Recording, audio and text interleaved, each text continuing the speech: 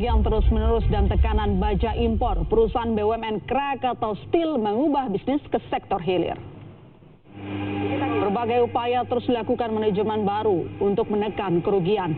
Di antaranya merestrukturisasi bisnis, merombak susunan organisasi, sampai merestrukturisasi utang.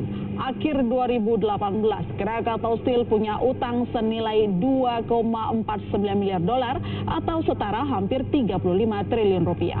Belum ada detail tentang perubahan bisnis Krakatau Steel.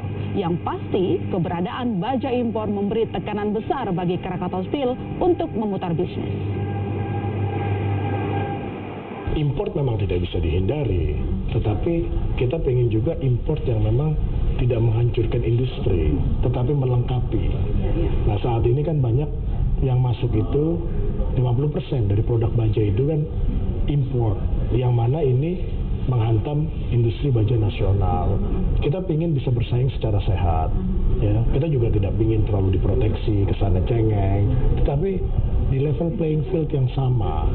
Itu yang kita harapkan, tidak terjadi circumvention atau pengalihan HS code dalam menghindari biaya masuk.